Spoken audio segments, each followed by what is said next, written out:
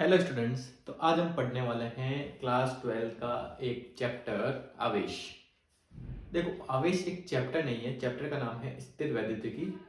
उसके अंदर जब हम क्या बात करेंगे, आवेश के बारे में बात करेंगे। जैसे कि कोई एक भी बॉडी होती है तो उसके अंदर, जैसे आप वीडियो देख रहे हैं अपने फ़ोन हाथ में लेके, तो वहाँ पे क्या फोर्स लग रहा है। तो जैसे कि उसी की तरह की जो स्थिर वैद्युतिकी कैसे उत्पन्न होती है, उसमें आवेश क्या रोल अदा करता है।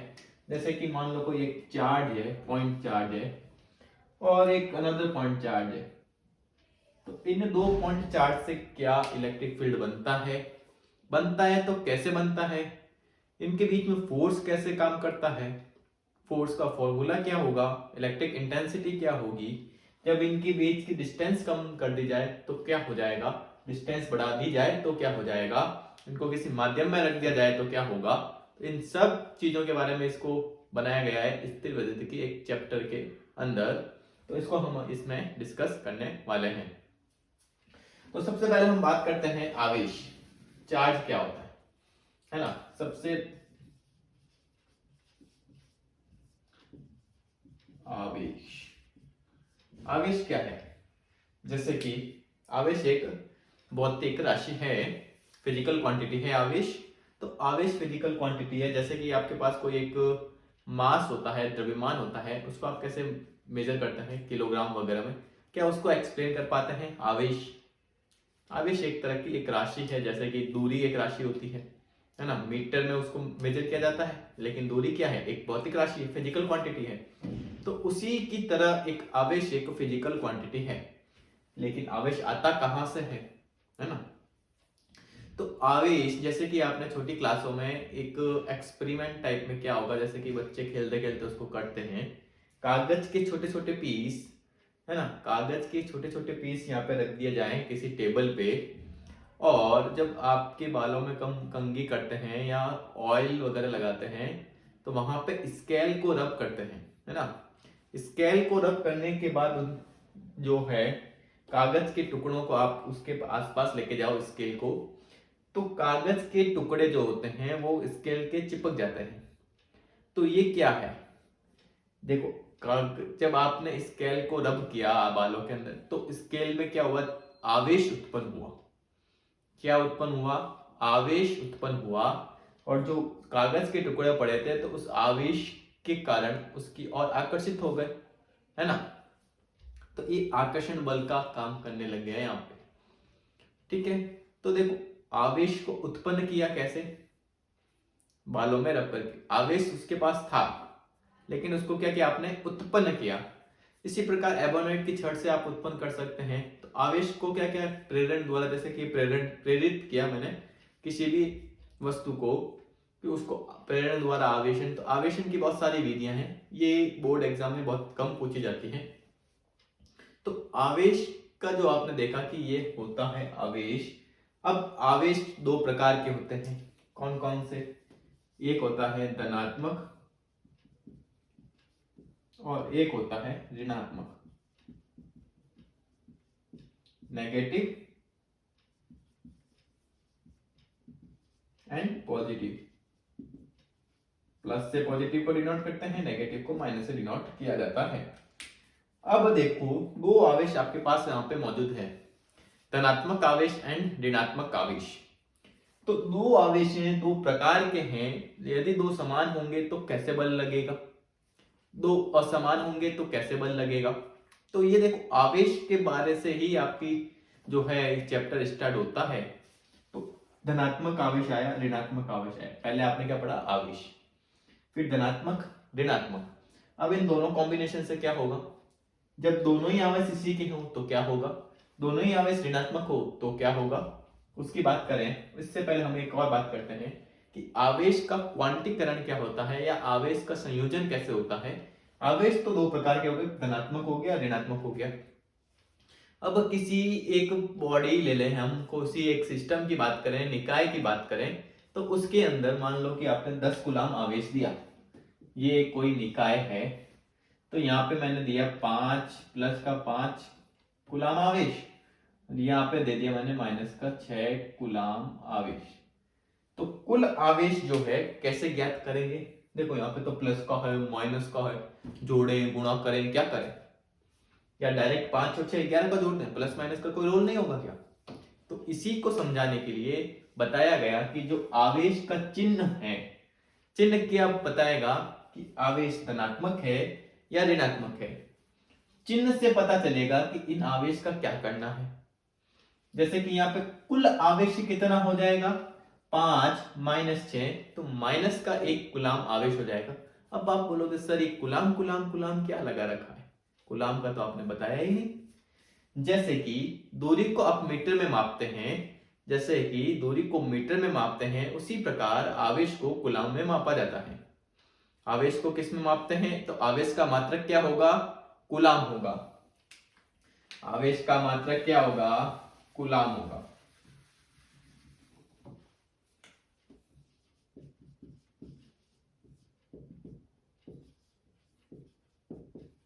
और उसको C से डिनोट किया जाता है।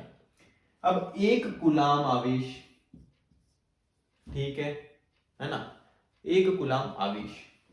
अब जैसे कि मैंने लिखा 1 नैनो कुलाम, तो ये कितना होगा 10 की घात माइनस 9 कुलाम। 1 मिली कुलाम, या इसको लिखूं मैं माइली तो बहुत ज्यादा हो जाएगा, 1 माइक्रो कुलाम, तो ये होगा 10 की घात माइनस 6 कुलाम। क्योंकि वो क्वांटिटी माइक्रो और नैनो कुलाम बहुत ज्यादा आपकी यूज आने वाली है, तो इसको आप नोट डाउन भी कर सकते हैं जल्दी से जल्दी, इसको लिखिए। तब तक मैं आपको एक और इंटरेस्टिंग फैक्ट बताता हूं कि आवेश हमेशा क्वांटीकृत होता है। आवेश हमेशा क्वांटीकृत होता है। अब किसके क्वांटीकृत होता है, तो Q बराबर हम लिखते हैं N इंटू ई। Q बराबर N ई। आवेश क्या है, और एक आपने बात की होगी इलेक्ट्रॉन की। इलेक्ट्रॉन प्रोटॉन तो पढ़े ही होंगे केमिस्ट्री के अंदर भी, फिजिक्स के अंदर भी। तो इलेक्ट्रॉन का आवेश कितना होता है 1/6 इंटू 10⁻⁻19 कुलाम। किसका आवेश होता है, इलेक्ट्रॉन का आवेश होता है। तो एक इलेक्ट्रॉन के आवेश में, जैसे कि एक कुलाम आवेश में N इंटू ई, तो कितने नंबर ऑफ इलेक्ट्रॉन्स होंगे बता सकते हैं ना यहाँ से। तो एक बट्टा क्या हो जाएगा ई, तो क्या आ जाएंगे आपके पास N की वैल्यू, है ना, N की वैल्यू आ जाएगी। तो N की वैल्यू क्या डिनोट करेगी, एक कुलाम आवेश, एक कुलाम आवेश में इलेक्ट्रॉनों की संख्या कैसे निकलेगी यहां से, तो क्या हो जाएगा कि आवेश Q बराबर Ne से क्वांटीकृत होता है, और N की वैल्यू हमेशा इंटीजर होगी। N की वैल्यू हमेशा क्या होगी, इंटीजर होगी। इंटीजर का मतलब होता है कि धनात्मक हो सकती है, +1 2 3 4 5 6 एंड सो ऑन। ऐसे नहीं होगी कि 2.3 इंटू ई, 2.4 इंटू ई, ये ऐसे आवेश नहीं होता है। आवेश हमेशा क्या होता है, क्वांटीकृत होता है। ठीक है, तो क्वांटीकृत आवेश के बाद हमने देखा आवेश का लगभग यहाँ पे अपन देखते हैं कि आवेश क्या हो जाता है, कैसे क्या कार्य करता है। अब देखो आवेश के दो बारे में पढ़ा था, धनात्मक और ऋणात्मक। धनात्मक आवेश एवं ऋणात्मक आवेश। अब बच्चों को प्रॉब्लम आएगी धनात्मक ऋणात्मक क्या है, ये क्या लगा रखा है, पॉजिटिव नेगेटिव। ये तो आपने छोटी क्लासों में भी पढ़ा होता है कि जब दो समान प्रकार के आवेश होंगे तो उनमें दो प्रकार के बल पड़े होंगे। आवेशों की बात हम बाद में करते हैं। दो प्रकार के बल पड़े हैं, आकर्षण बल एवं प्रतिकर्षण बल। तो आकर्षण बल कब लगेगा, प्रतिकर्षण बल कब लगेगा, इसका मैं एक छोटा सा एग्जांपल देता हूं। जैसे कि एक लड़का और लड़की जा रहे हैं, ठीक है, दो लड़के हैं एक तरफ और एक तरफ लड़का और लड़की जा रहे हैं। तो दो लड़के हमेशा क्या करेंगे, लड़ाई करेंगे तो दूर होंगे, तो समान समान में क्या होगा, प्रतिकर्षण, और लड़का लड़की पास आते हैं मतलब आकर्षण बल। इसको एक और मैं एक एग्जांपल दे दूं आपको। जैसे कि इलेक्ट्रॉन एंड प्रोटॉन की बात करें तो इलेक्ट्रॉन क्या होता है, नेगेटिव चार्ज होता है, प्रोटॉन क्या होता है, पॉजिटिव चार्ज होता है। तो इन दोनों में हमेशा क्या होगा, आकर्षण बल होगा, और दोनों इलेक्ट्रॉन होंगे तो प्रतिकर्षण।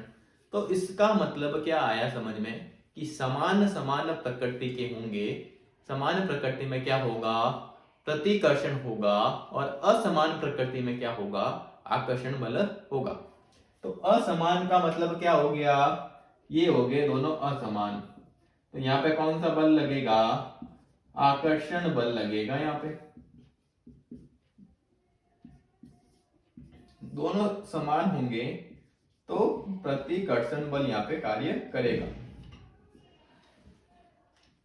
यहां तक सबको क्लियर है, सबको क्लियर है यहां तक। इसके आगे हम बात करते हैं। देखो आकर्षण बल पढ़ लिया, प्रतिकर्षण बल देख लिया, इसके आगे हम बात करते हैं अब आवेशों में बल कैसे लगेगा, है ना। समान समान का देख लिया, असमान का देख लिया, अब आवेश पे बल लगेगा कैसे, कैसे वो पता चलेगा कि आकर्षण बल लग रहा है। हाँ बता दिया कि दो आवेश होंगे तो आकर्षण बल होगा और प्रतिकर्षण बल होगा, किसी भी एक को एक में एक तो बल कार्य कर ही रहा होगा। तो इसको हम कैसे रिप्रेजेंट करें कि कैसे क्या बल लगेगा, क्या सूत्र से बल की वैल्यू मापी जा सकती है कि कितने न्यूटन का बल लगेगा यहाँ पे, है ना। तो उसी को बताने के लिए हमारे पास एक साइंटिस्ट आए, कूलाम। कूलाम ने ही आवेश का बताया, आवेश का मतलब क्या होता है, कूलाम। तो इसी की साइंटिस्ट ने बताया कि कैसे भी बल लगता है आवेशों पे। तो आवेशों पे बल लगता है, उसको बताया कि कूलाम का नियम उसको रिप्रेजेंट करता है अच्छी तरीके से। कूलाम का नियम क्या बोलता है कि जब दो आवेश समान असमान प्रकृति के होंगे तो बल तो दोनों में लगेगा, ठीक है, बल तो दोनों में लगेगा, पर लगेगा कैसे। यदि देखो दो आवेशों के मध्य, ध्यान से सुनना इसको, दो आवेशों के मध्य लगने वाला बल, दो आवेशों के मध्य लगने वाला बल उन दोनों आवेशों के गुणनफल के समानुपाती, दोनों आवेशों के गुणनफल के समानुपाती तथा उनके बीच की दूरी, जब दो आवेश हैं तो उनके बीच में कुछ कोई ना कोई दूरी होगी, तो उनके बीच की दूरी के वर्ग, बीच की दूरी के वर्ग के व्युत्क्रमानुपाती होता है। देखो क्या लिखा, जो मैंने लिखा बोला वो मैं आपको बताता हूं। जो आपने अभी लिखा है, मैंने एक स्टेटमेंट बोला है। क्या स्टेटमेंट बोला है, देखो यहाँ पे आप लिखते हैं कि कूलाम का नियम,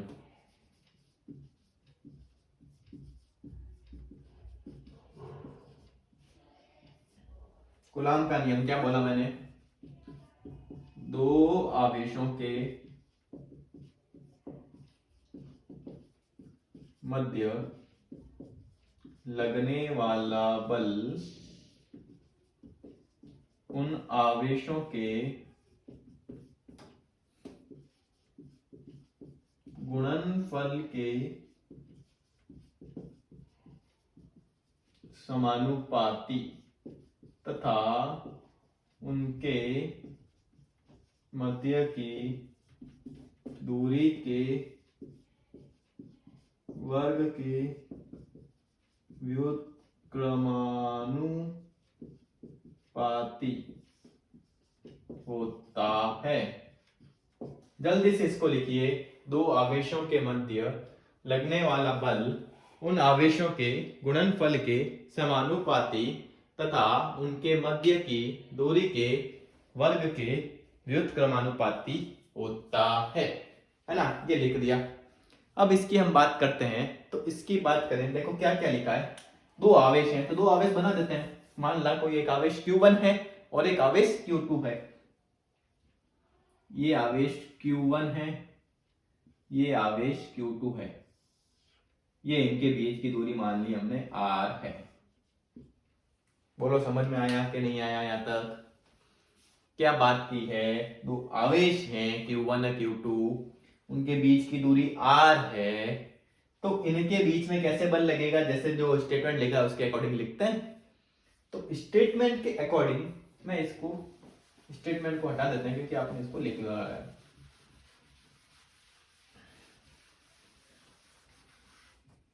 देखो क्या स्टेटमेंट लिखेगा था, उन दोनों के बीच में लगने वाला बल दोनों आवेशों के गुणनफल के समानुपाती तथा उनके मध्य दूरी के वर्ग के व्युत्क्रमानुपाती होता है। ये लिखा आपने, इसको लिख दिया। अब इसको मैं दोनों को साथ में लिख लूं, दोनों अलग अलग ज्यादा अच्छे नहीं लग रहे, दोनों को साथ में लिखते हैं। तो क्या बन जाएगा मेरे पास F proportional to Q1 Q2 upon r square. अब ये आप शुरू से पढ़ते हैं कि जब भी ये प्रोपोर्शनलिटी का साइन हटता है कोई ना कोई नियतांक वहां पे कूद जाता है ना, कोई ना कोई नियतांक कूद जाता है। तो कैसे उसकी बात करें, जैसे कि 11th क्लास में भी आपने पढ़ा था कि दो द्रव्यमानों के मध्य लगने वाला बल दोनों द्रव्यमानों के गुणनफल के समानुपाती तथा उनके मध्य की दूरी के वर्ग के व्युत्क्रमानुपाती होता है। वहां से जब आपने समानुपाती का निशान हटाया था तो वहां पे एक कांस्टेंट आया था जी, जिसको बोलते हैं गुरुत्वाकर्षण नियतांक। तो यहां से अब समानुपाती का निशान हटेगा तो कोई ना कोई नियतांक तो आएगा। तो क्या नियतांक आता है देखते हैं। तो क्या आ जाएगा F equal to Q1 Q2 upon r square. तो ये इसका हटा, ये आया K कूद के, है ना। अब देखो ये तो आ गया आपके पास सूत्र। अब K का मान क्या होगा, ये एक बड़ी दुविधा है। K का मान क्या होगा, ये एक बहुत बड़ी क्या है, दुविधा है। तो इस दुविधा को जल्दी से हल करते हैं। तो K की वैल्यू आई आपके पास 1 अपॉन 4 पाई एप्सिलॉन नॉट। अब सब समझ में आ गया, फॉर्मूला आ गया, K का मान भी आ गया, लेकिन ये एप्सिलॉन नॉट क्या है सर, ये तो आपने बताया ही नहीं, हमने कभी पढ़ा ही नहीं। देखो ये है माध्यम की वैद्युतशीलता। देखो एप्सिलॉन जो होता है ये होता है माध्यम की वैद्युतशीलता। जब जीरो लगा हुआ है, एप्सिलॉन नॉट की बात करें तो माध्यम कैसा है, निर्वात है। तो ये क्या हो गया, निर्वात की वैद्युतशीलता। अब जैसे कि एप्सिलॉन आर यहाँ पे लिखूं तो ये कोई माध्यम की वैद्युतशीलता, एप्सिलॉन का मतलब तो ये मैंने ये बताया कि वैद्युतशीलता है। तो नॉट का मतलब हो गया निर्वात के अंदर है, आर का मतलब माध्यम के अंदर है। तो इनका अनुपात भी हम निकाल सकते हैं। अब माध्यम निर्वात क्या होता है बच्चों, सर ये तो समझाओ माध्यम निर्वात क्या है। जैसे कि दो आवेश को मैंने लिया, आवेश मान लो K1 और Q1 और Q2 दो आवेश हैं, और एक दो आवेश मेरे पास और है Q3 एंड Q4। ठीक है, जब मैं दो आवेशों को निर्वात में रखूं एक तो, और एक मैं उनको पानी में डिप कर दूं दोनों आवेशों को, तो ज्यादा बल कहाँ लगेगा, कहाँ लगेगा, निर्वात में, क्योंकि वहां कुछ है ही नहीं, डायरेक्ट बल लगेगा। पानी में तो उनको लड़ाई करनी पड़ेगी पानी के अणुओं से, तो बल तो वहां पे भी तो जाएगा थोड़ा बहुत, है ना। तो उसी के हिसाब से हम बात करें तो ये होता है कि निर्वात में बल का मान अधिक होता है और माध्यम में बल का मान क्या होता है, कम होता है।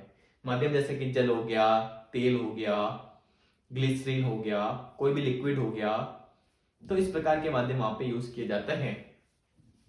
अब फॉर्मूला आपके पास है और इसकी वैल्यू कैलकुलेट की हुई है 9 इंटू 10⁹9।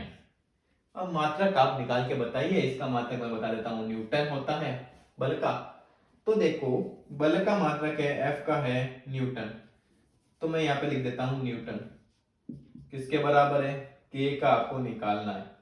Q1 का मात्रक कूलाम, Q2 का मात्रक कूलाम, दूरी का मात्रक मीटर का स्क्वायर। K का मात्रक क्या हो जाएगा बच्चों, newton metre square upon coulomb square. ये हो गया K का मात्रक। मात्रक निकालना तो सबको ही आता होगा, newton metre square upon coulomb square. ये वैल्यू हो गई आपके K की। सर सबको समझ में आ गया, एक दो न्यूमेरिकल तो करवा दो, है ना। तो न्यूमेरिकल कब करवाएंगे, जब आप इस चैनल को सब्सक्राइब करोगे। देखो सब्सक्राइब कर दिया ना, अब न्यूमेरिकल क्या बढ़ता है।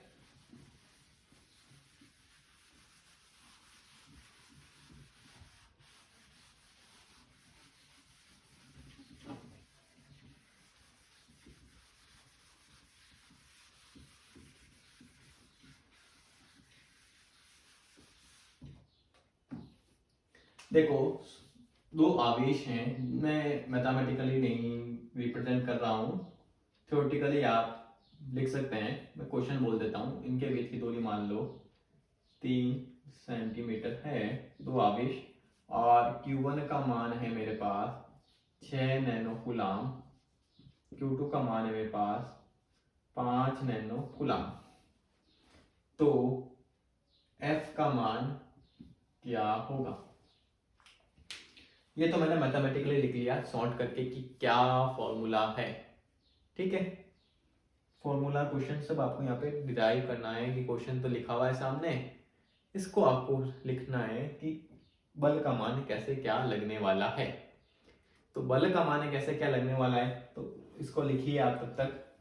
जैसे कि लिखिए दो आवेश 6 नैनोकूलाम तथा 5 नैनोकूलाम के मध्य की दूरी 3 सेंटीमीटर है, तो इनके मध्य लगने वाला बल का मान ज्ञात कीजिए।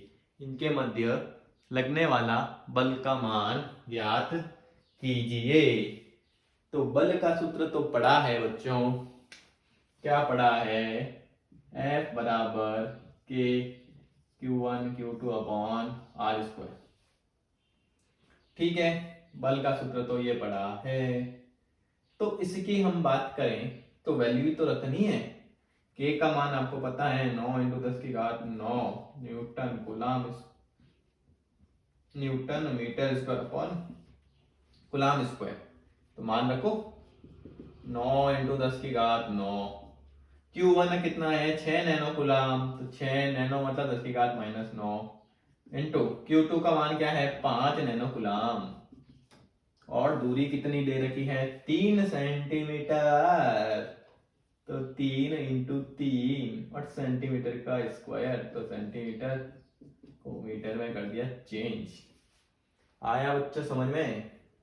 3 तिया 9, ये 9 से 9 कैंसिल, तो 6 इंटू 5, तो ये आ गया 30 प्लस 9 माइनस 9, तो 10 की घात -9 और ये प्लस का 4। तो बल का मान क्या आ गया 30 इंटू 10 की घात -5 न्यूटन। बोलो बच्चों समझ में आया कि नहीं। तो समझ में आया तो लाइक कर दीजिए, सब्सक्राइब कर दीजिए।